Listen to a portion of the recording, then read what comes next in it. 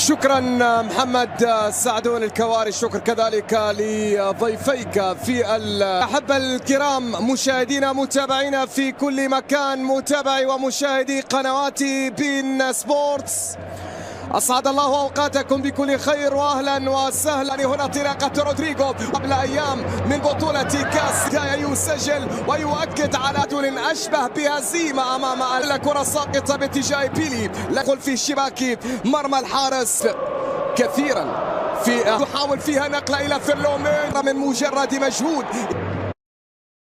يمرر أجل العودة. هنا الريال يحاول تم كرة رودريجو حاول أن يمر تقدم رمزاني والعرضية يمرر فيني كرة عرضية ترسل عاز. هنا فرصة تأتي للميرينج التصويب لكنها بعيدة من شهر يناير. أول فوز جاريتانو هنا الخلف بتعود إلى فيدريكو فالفيرميني يرسل كرة ساقطة يبحث عن العودة قد تأتي الآن لكن هنا الإبعاد وهنا التشتيت وهنا الكرة إلى كرة ستلعب منقولة كرة عالية وترسل عالية لمن هذه الكرة اللي عندها كرة تشاوميني في لمسة لكن في عرضية لمن ليست لأيسر فينيسيوس يحاول فينيسيوس هنا كرة في وسط الميدان ترسل عالية مدريد أكثر. هنا فرصة تأتي عملية ومرمى ريال مدريد فرصة لكنها بعيدة الكرة تحولت إلى باص عندها كرة تمريرة جميلة يرسل كرة إلى أقصى الطرف الأيمن ممتازة بيلي في فرصة ولكن تغطية موجودة من كرة يحاول فيها بيلي في نقلة عرضية ترسل عالية راسية فرصة تضيع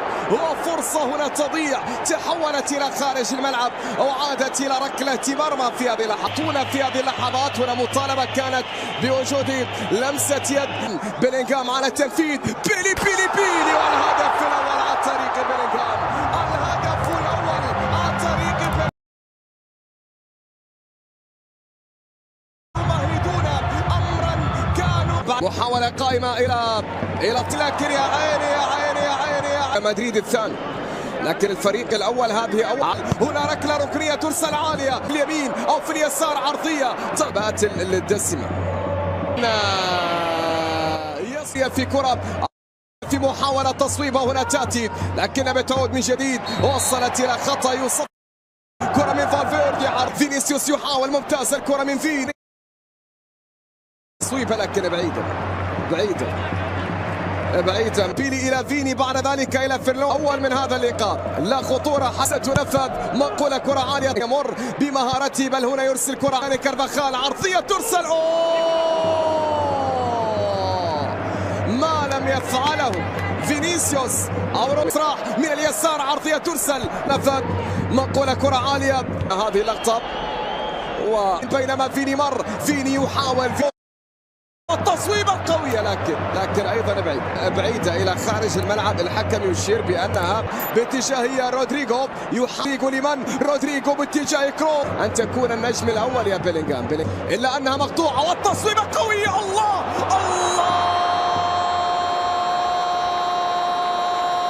فعل بهدف الأروع بهدف هي كذلك ركلة ركنية تنافسه أن يكثف الآن فيدريكو صدق أو لا تصدق كاد أن يفعل رمزاني. هذه قنوات بين سبورت الآن أولها قد يأتي الآن يرسل كرة إلى أقصى اليمين داني كارفارات الأول يتقدم داني كارفاخال عرضية كرة فران غارسيا عرضية خطورة داخل أرضية الملعب ريال ميوس. هنا الكرة ترسل عالية يسجلون لا هنا تغطية موجودة من أمام خوسيلو لكن التسلل كان موجود في اللقطة الماضية وركلة حرة قد اعتاد يريد الثاني الريال لكن عرضية ترسل عالية الخط مفاجآتهم لا تنتهي أبدا لا تنتهي مهما كان المخيرة هنا ما بين لوبي وبيلينغهام.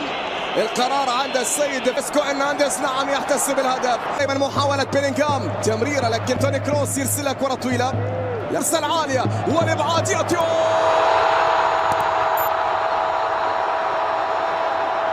عادوا وهم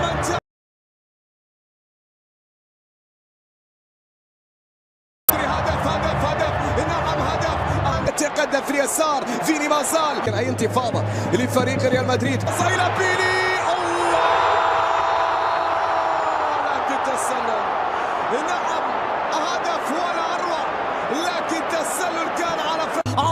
اسينسيو.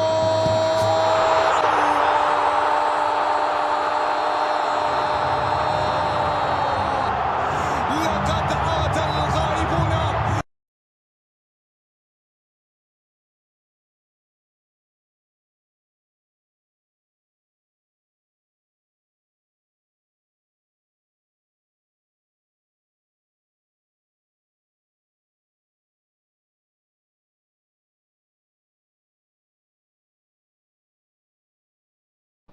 السلام عليكم ورحمة الله وبركاته. ازيكم حبايبي، عاملين ايه؟ يا رب تكونوا بخير. طبعا معانا النهاردة فيديو جديد عن موعد وتوقيت مباراة ريال مدريد الاسباني وفريق شتوتجارت الالماني في دوري ابطال اوروبا عام 2024. مش عارفة اذا كنت نطقتها صح او لا، بس طبعا موعد وتوقيت فريق ريال مدريد ضد شتوتجارت متهيألي.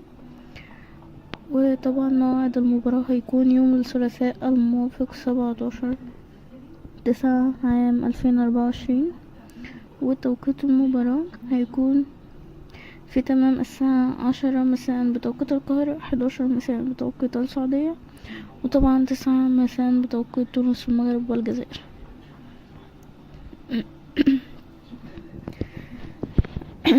طبعا ياريت اكون افدتكم.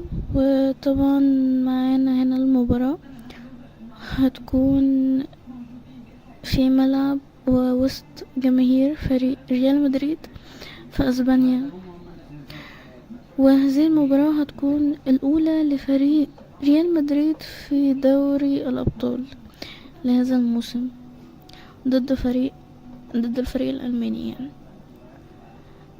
وطبعا لو حابين تشاركوا معنا بالتوقعات يبقى بالتعليق اسفل الفيديو، وبشكركم جدا على المشاهدة. لا تنسوا دعمونا بلايك للفيديو والاشتراك في القناة عشان يوصلك كل جديد.